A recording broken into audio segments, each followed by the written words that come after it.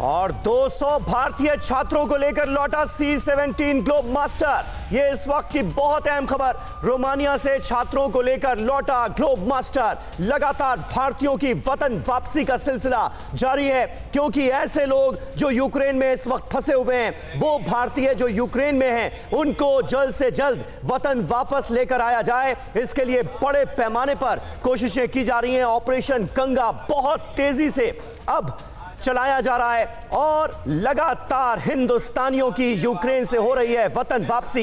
Hindon airbase पर मौजूद थे केंद्रीय मंत्री अजय भट्ट भी।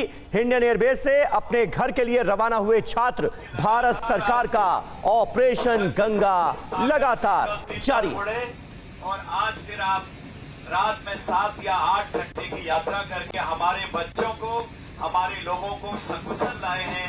प्रभु आपको ताकत दे और आपको मजबूत बनाए और हम काम कर सकें।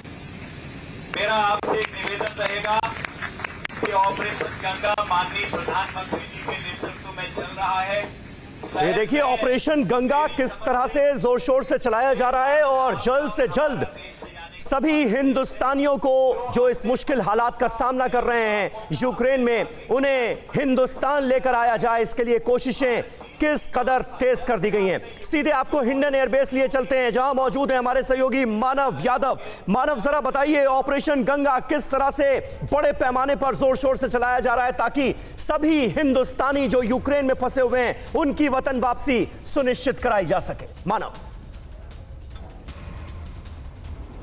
बिल्कुल रवि, देखिए मैं इस वक्त हिंडन एयरफोर्स स्टेशन में मौजूद हूँ, रनवे पर मौजूद हूँ। मेरे पीछे आप तस्वीर देखिए, ये तस्वीरें हैं C-17 ग्लोब मास्टर की और बीते 10 घंटे के भीतर 4 C-17 ग्लोब मास्टर यहाँ पर लैंड कर चुके हैं और उनके जरिए करीब 796 करीब 800 भारतीय नागरिकों को, छात्रों को यहाँ पर अभी तक उतारा जा चुका है और वे यहाँ से अपने अपने घर जा रहे हैं। आपको बता दें कि यूक्रेन में जब से वॉर की स्थिति पैदा हुई थी, उसके बाद प्राइवेट जो एयरलाइन थी वो लगी हुई थी, एयर इंडिया, स्पाइस जेट, लेकिन बाद में भारत सरकार ने फैसला किया कि वायुसेना की मदद ली जाए और उसके बाद ये C-17 ये विशेष विमान यहाँ पर लगाए गए और हम आपको तस्वीरें दिखाते हैं। ये तस्वीर आप देखिए, अभी C-17 का जो पीछे का हिस्सा है वो एग्जिट डोर यहाँ पर इसका खुला है और आपको बाकायदा यहाँ से तस्वीरें दिखाई पड़ेंगी। यहाँ पर इस फ्लाइट में 180 जो छात्र हैं, भारतीय नागरिक हैं, वो इसमें सवार हैं और इससे पहले 3 फ्लाइट यहाँ पर और लैंड कर चुकी हैं। पिछली फ्लाइट 7 बजे लैंड की थी, उससे पहले 5:30 बजे फ्लाइट लैंड की थी और पहली फ्लाइट रात को करीब 1:30 बजे लैंड की थी और हर फ्लाइट में लगभग 200 यात्री, 200 जो रेस्क्यू किए गए भारतीय नागरिक हैं वो इसमें सवार हैं। फिलहाल फ्लाइट के अंदर मौजूद है केंद्रीय रक्षा राज्य मंत्री अजय भट्ट। वो सभी छात्रों से बातचीत कर रहे हैं और एक किस तरीके से जो ऑपरेशन गंगा को अंजाम दिया जा रहा है वो सारी तस्वीर हम आपको दिखाने की कोशिश कर रहे हैं। बिल्कुल मानव, 4 केंद्रीय मंत्रियों को यूक्रेन के अलग अलग बॉर्डर पर भेजा गया है ताकि जो वहां फंसे भारतीय छात्र हैं उन्हें सुरक्षित ढंग से वापस देश लाया जाए। जरा आप इस बारे में भी जानकारी दीजिए, क्योंकि इससे पहले खबर आई थी कि 8 मार्च तक 46 अलग अलग फ्लाइट्स यूक्रेन के अलग अलग बॉर्डर्स पर जाएंगी और वहां फंसे छात्रों को वापस लाएंगी। क्या इस बारे में ऑफिशियली कुछ बात हो पाई है? फ्लाइट्स कैसे कैसे जाएंगी, एक दिन में कितनी फ्लाइट्स जाएंगी?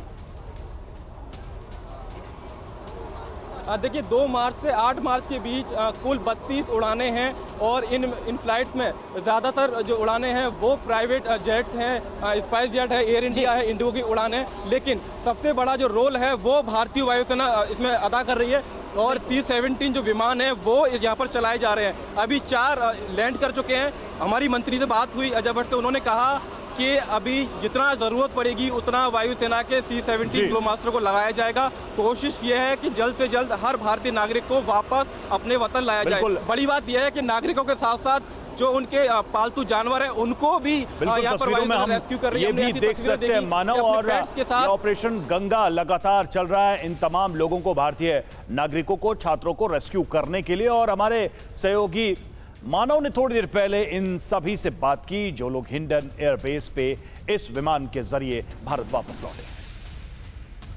पहला C-17 globe master Hindon airbase पर लैंड कर गया है और हमारे साथ वो छात्र हैं जो रोमानिया के बुखारेस्ट से होते हुए अब भारत पहुंच गए हैं, यूक्रेन में फंसे हुए थे। हमने मतलब रोमानिया, जैसे हमारा लक अच्छा था कि हम रोमानिया बॉर्डर क्रॉस कर गए 1 घंटे में, लेकिन बच्चे 2-2 दिन से -20 में कोई बेहोश हो रहा है, कोई कुछ, मतलब दिक्कत सारे फेस कर रहे हैं।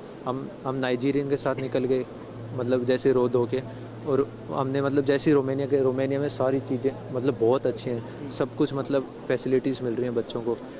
परवाह देश की, सोमवार से शुक्रवार रात 10 बजे TV9 भारतवर्ष पर।